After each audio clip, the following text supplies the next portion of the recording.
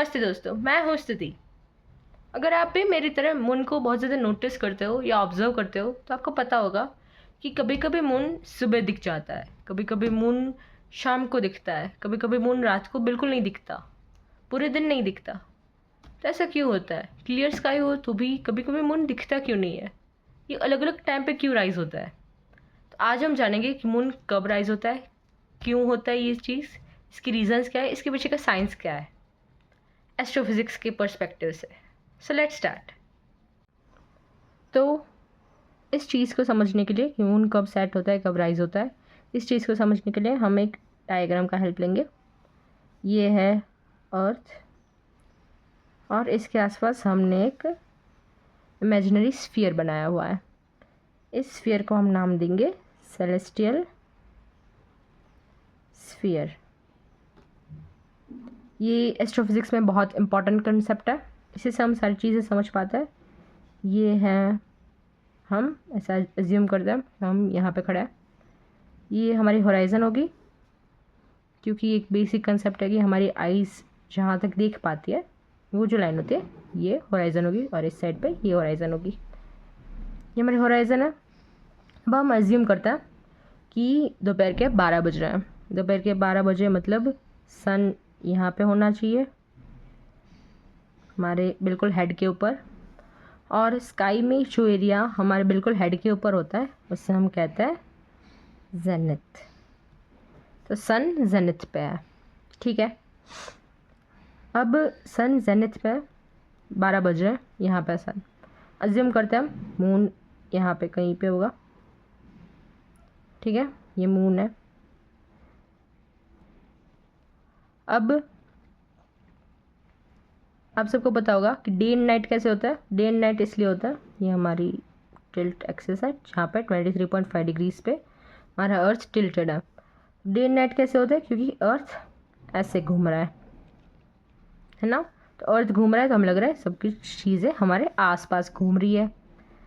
वैसे सच में तो है नहीं। हम सबको पता है कि सन बीच में और अर्थ उसके आसपास घूम रही है। यहाँ पे मार्स है और यहाँ पे जुपिटर है, जैसे बहुत सारे प्लैनेट्स हैं।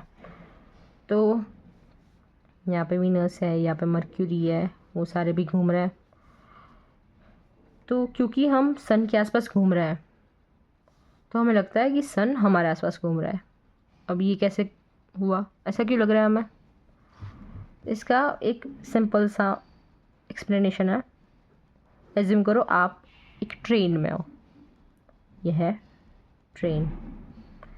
ट्रेन इस तरफ जा रही है, तो अगर आप खिड़की से बाहर देखोगे तो आपको लगेगा सारी चीज़ें बाहर से इस तरफ जा रही है। ऐसा तो है नहीं, सारी चीज़ें तो वहीं के वही है, सारे पेड़ पौधे सारे वहीं के वही है, वो तो इस तरफ घूमेंगे नहीं। तो हमें क्यों लग रहा है? क्योंकि हम एक मूविंग ऑब्जेक्ट पे है, जो मूविंग ऑब्जेक्ट इस तरफ जा रहा है। क्योंकि हम उसके अंदर है तो हमें लगता है कि हम बैठे हैं, बाकी सब कुछ चल रहा है।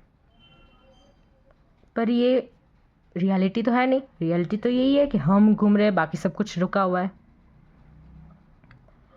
इसीलिए हम क्योंकि अर्थ के ऊपर है तो हमें लग रहा है बाकी सब कुछ घूम रहा है, पर ऐसा नहीं है। रियलिटी क्या है कि अर्थ घूम रही है, इसलिए बाकी सब कुछ हमें घूमता हुआ दिख रहा है।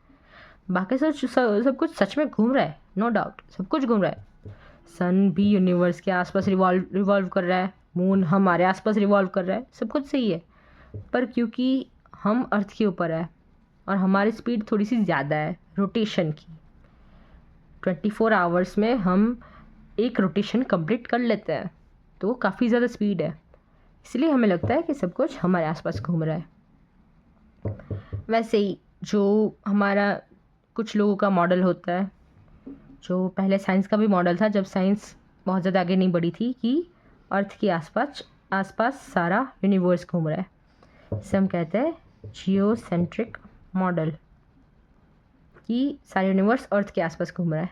पर ये बहुत ज़्यादा सेल्फिश, बहुत ज़्यादा सेल्फ सेंटर्ड मॉडल लगता है मुझे, कि ये एज्यूम करना कि सब कुछ हमारे आसपास घूम रहा है और हमारी वजह से सब कुछ हो रहा है। ऐसा सच में कुछ ऐसा है नहीं। साइंस तो यही कहता है कि बाद में जब हमने रिसर्च किया तो हमें पता चला कि साइंस यही कहता है कि सन के आसपास हम घूम रहे हैं। सन भी घूम ही रहा है, पर क्योंकि सन बहुत ज़्यादा बड़ा है हमसे, तो हम ये अज्यूम करते हैं कि सन स्टेशनरी है। सन सच में स्टेशनरी नहीं है। सन यूनिवर्स के आसपास पूरा रिवॉल्व कर रहा है और हम सन के आसपास रिवॉल्व कर रहे हैं, इसलिए हम सन के साथ साथ हर जगह चल जाता है। जैसे कि अगर आपको पता होगा कि हमारा जो सोलर सिस्टम का ब्लैक होल है, जो हमारे सोलर सिस्टम के बीच में है, वो भी सेजिटेरियस में है। सेजिटेरियस ए स्टार है उसका नाम। तो सेजिटेरियस में, यानी कि वो सेजिटेरियस से आगे भी जाएगा दूसरे कॉन्स्टेलेशन में, तो वो भी तो घूम रहा है।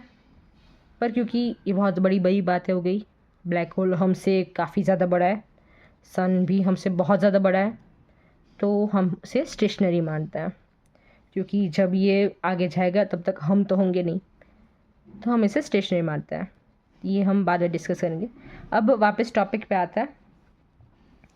सन यहाँ से ईस्ट से राइज होता है, वेस्ट पे सेट हो जाता है। हम सबको पता है क्यों होता है, क्योंकि अर्थ 24 आवर्स में रोटेट करती है, तो हमें लगता है कि सन ऐसे ऐसे चला गया, वापस घूम के यहाँ पे आएगा, वापस चला गया, वापस घूम के आएगा, वापस चला गया।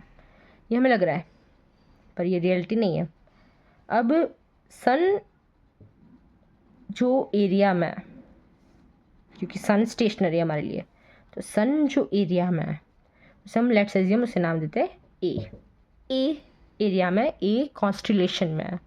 कॉन्स्टेलेशन क्या हुआ? कॉन्स्टेलेशन यानी कि एक ग्रुप ऑफ स्टार्स है। क्योंकि हमें स्काई को डिवाइड करना था, तो हमने इस ग्रुप ऑफ स्टार्स को नाम दिया ए। तो सन उस ग्रुप ऑफ स्टार्स के साथ है जिसका नाम है ए कॉन्स्टेलेशन में सन है। अब ऐसे हमने 12 कॉन्स्टेलेशन अज्यूम किए, 1 2 3 4 5 6 7 8 9 10 11 और 12 क्यों अज्यूम किए? क्योंकि सर्कल का पूरा होता है 360 डिग्री, और क्योंकि हमें इक्वल पार्ट्स बनाने थे, तो 360 डिवाइड बाई 12, तो ये आ जाएगा 30 डिग्रीज। 30 डिग्रीज़ का एक एरिया होगा, 30 डिग्रीज ए, 30 डिग्रीज बी, फिर तीसरा 30 डिग्री, ऐसे से आगे चलेगा। अब सन ए के साथ है, तो ए भी घूमेगा। ए एरिया जो होगा वो भी यहाँ से राइस होगा, फिर यहाँ पे सेट हो जाएगा, क्योंकि हम घूम रहे हैं। तो सन जो है यहाँ पे ए में 12 बजेगा, ठीक है, यहाँ से तो राइज हुआ है, यहाँ पे जाएगा वो, तो सन यहाँ पे गया ए के साथ, सन यहाँ पे गया ए के साथ, यहाँ पे सेट हो गया, क्योंकि ये होराइज़न है। शाम हो गई, सन सेट हो गया, ठीक है। तो ए पूरा घूम रहा है सन के साथ। अब सन को ए कॉन्स्टेलेशन से बी कॉन्स्टेलेशन में जाने के लिए कितने दिन लगता है? सन को ए कॉन्स्टेलेशन से बी कॉन्स्टेलेशन में जाने के लिए लगता है 30 to 31 डेज। इतने दिन सन को लगता है ए कॉन्स्टेलेशन से बी कॉन्स्टेलेशन में जाने के लिए। सन को ए से निकल के अगर वो घूम के वापस ए में आए, ए से फिर बी जाए, सी जाए, D E F G H I J K L, वापस ए में आए, तो सन को कितने दिन लगेंगे? सन को दिन लगेंगे 365 डेज। ये बहुत ज़्यादा फैमिलियर नंबर्स हैं। 31 डेज यानी कि हमारा एक महीना, और 365 डेज यानी कि हमारे एक साल। तो महीने और साल सन पे डिपेंडेंट है।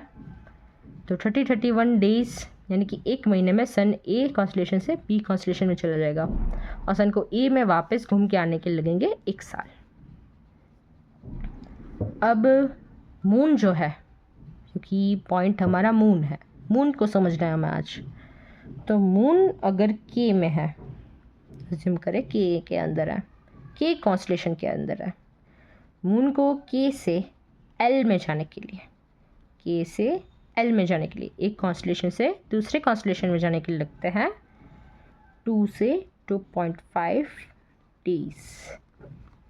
जहाँ पे सन को 31 डेज लगते हैं, मून को 2.5 डेज ही लगता है। इसका क्या रीज़न होगा? इसका सिंपल सा रीज़न है कि सन के आसपास घूमने में एक साल लगता है, इसलिए सन को एक साल लग रहा है। ऐसा हमें लग रहा है क्योंकि हम घूम रहे हैं, सन तो घूम नहीं रहा। पर मून को घूमने में कितना टाइम लगेगा? सिर्फ हमारे अर्थ के आसपास घूमना है। अर्थ हमारी सन की कंपैरिजन में काफ़ी छोटी है, और क्योंकि मून हमारे से बहुत ज़्यादा टाइटली ग्रेविटेशनली बाउंड है तो वो बहुत जल्दी अपना रिवॉल्यूशन ख़त्म कर लेता है, इसलिए मून को के में है अगर वो तो KLABCDEFGHIJ वापस के में आने के लिए कितने दिन लगेंगे? 27 to 29 डेज। यहाँ पे बहुत ज़्यादा हो गया, हम यहाँ पे जाते हैं। तो मून को के से घूम के वापस के में आने के लिए लगेंगे 27 to 29 डेज। और सन को कितने लगेंगे? सन को ए में होके वापस ए में आने के लिए लगेंगे 365 डेज। यानी कि मून हमारे अर्थ से बहुत ज़्यादा स्पीड में चल रहा है, बहुत बहुत फास्ट है वो सन की कंपैरिजन में हमारा मून। सो मून को कभी ना कभी सन को ओवरटेक करना पड़ेगा। ओवरटेक अगर करना पड़ेगा, करना ही पड़ेगा ऑब्वियसली, क्योंकि ये तो मून ये तो कह नहीं सकता कि भैया आप चलो तो हम चले, ऐसा तो होगा नहीं। मून सन को ओवरटेक करेगा क्योंकि मून को तो जल्दी जल्दी घूमना है, बहुत टाइम है, बहुत टाइम नहीं है उसके पास, तो उसे तो जल्दी घूमना है। जब मून सन को ओवरटेक करता है, जब मून और सन साथ में होते एक पॉइंट पे, एक कॉन्स्टलेशन में ए में, तब क्या हमें मून दिखेगा? बिल्कुल नहीं दिखेगा, क्योंकि सन अगर स्टार को नहीं दिखा पा रहा तो मून को तो क्या ही दिखाएगा। तो मून नहीं दिखेगा, यानी कि कौन सा फेनोमेनन हुआ? ये हुआ न्यू मून। तो ये हुआ न्यू मून जब सन और मून एक ही कॉन्स्टलेशन में आ। अब मून आगे भी जाएगा, ए से बी में जाने के लिए उसे तो सिर्फ 2 दिन लगेंगे, 2-2.5 दिन। पहला दिन हुआ, यहाँ पे पहुँचा बीच में कहीं पे, नहीं दिखेगा क्योंकि सन से बहुत नज़दीक है। अब सन यहाँ पे पहुँचा, दूसरा दिन हुआ, अब तो दिख सकता है ना थोड़ा, कि काफ़ी दूर हो गया है, थोड़ा सा तो दिख ही सकता है, तो थोड़ा सा दिखता है वो शाम के टाइम पे, सनसेट के टाइम पे। सनसेट के बाद तुरंत आपको दिखेगा और आधा पौना घंटा ही दिखेगा, फिर वो सेट हो जाएगा क्योंकि हमारा होराइज़न यहाँ पे होगा तो यहाँ से सेट हो जाएगा। ठीक है, फिर आगे गया, वो सी में पहुँचा, अब ये और ज़्यादा दिखेगा क्योंकि सन से दूर है।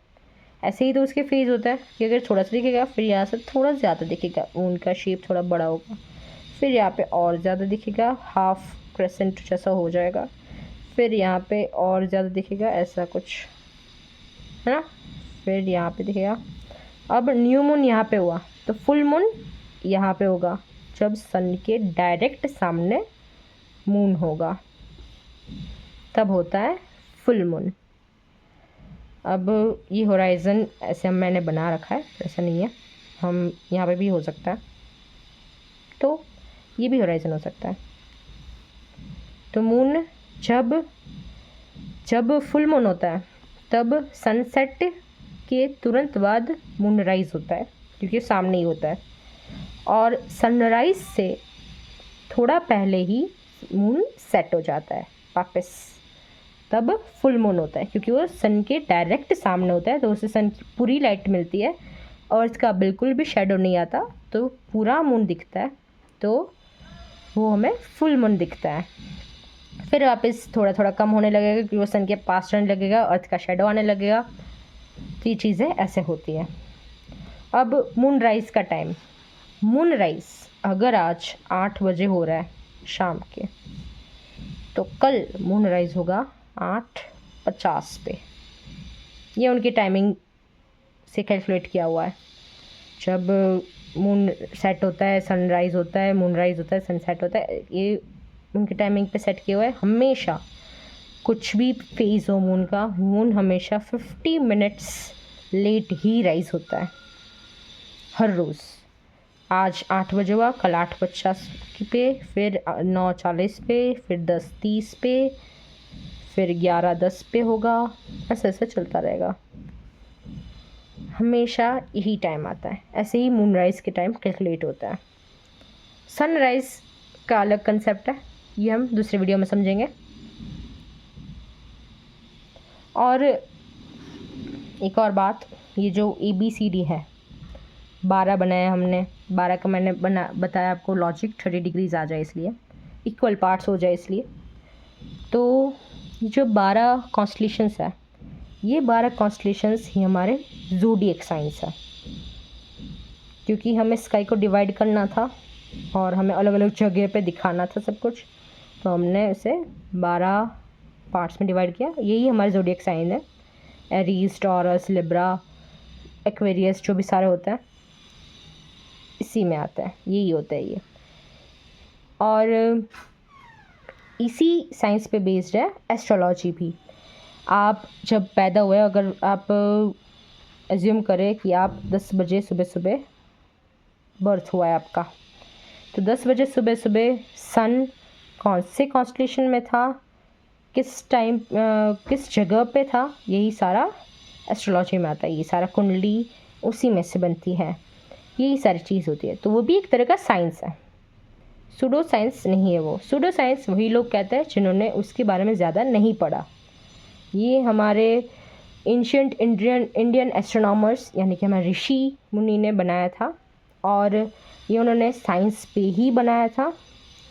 और ये साइंस इसलिए अब लोगों को पता नहीं है क्योंकि नालंदा यूनिवर्सिटी, सारी यूनिवर्सिटी हमारी चल गई, बुक्स अब ज़्यादा लोगों को पढ़नी होती नहीं है, जो मिलती है वो भी नहीं पढ़नी होती, नहीं मिलती वो तो कहाँ से ही ढूंढेंगे।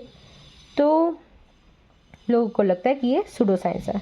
पर अगर आप ठीक से समझो, क्रेडिबल सोर्सेज से अगर आप पढ़ो, तो आपको पता चलेगा ये भी साइंस ही है, इसमें कोई भी सूडो साइंस नहीं है, पूरा साइंस है। कौन सा स्टार कहाँ पे था, क्योंकि अगर सन यहाँ पे है और अर्थ उसको रिवॉल्व कर रहा है, तो मार्स भी तो रिवॉल्व कर रहा है, जुपिटर भी तो है, वो भी तो रिवॉल्व करेगा। सारे प्लैनेट्स है तो स्काई में ही, गायब तो होंगे नहीं, तो वो भी सारे हैं। तो ये साइंस पे ही बेस्ड है, कोई इसमें बिलीफ सिस्टम नहीं है, सिवाय कि आप ऐसे लोगों से बात करो जो लोग इसके बारे में पढ़ते नहीं है, फिर आप उससे अगर सलाह लो तो फिर तो आपको नहीं मिलेगा ऑब्वियसली। पर अगर आप ठीक से जो एस्ट्रोलॉजी में डिग्री करते हैं उन लोगों से अगर आप पूछो, तो ये कोर्स की तरह पढ़ाया जाता है और ये पूरा साइंस है। और इसमें मैथ्स आता है, बहुत ज़्यादा हैवी मैथ्स होता है इसमें। तो ये भी एक तरह का साइंस है, ऐसा कुछ ऐसी चीज़ नहीं है। पर क्योंकि आजकल के टाइम पे हाफ नॉलेज वाले लोग ज़्यादा पॉपुलर हो जाते हैं, तो फिर लोगों को वही दिखता है। नेक्स्ट वीडियो पे हम समझ सकते हैं ये कि सनराइज़ कैसे होता है। ये सेलेस्टियल स्फीयर है, इसके भी बहुत सारे कंसेप्ट्स हैं, क्योंकि एस्ट्रोफिज़िक्स में ये बहुत ज़्यादा डीप कंसेप्ट है, तो ये भी हम समझ सकते हैं। तो मैं मिलती हूँ आपको नेक्स्ट वीडियो में। सो फ्रेंड्स, आज की इस वीडियो में आपको कैसा लगा मुझे कमेंट में ज़रूर बताइए।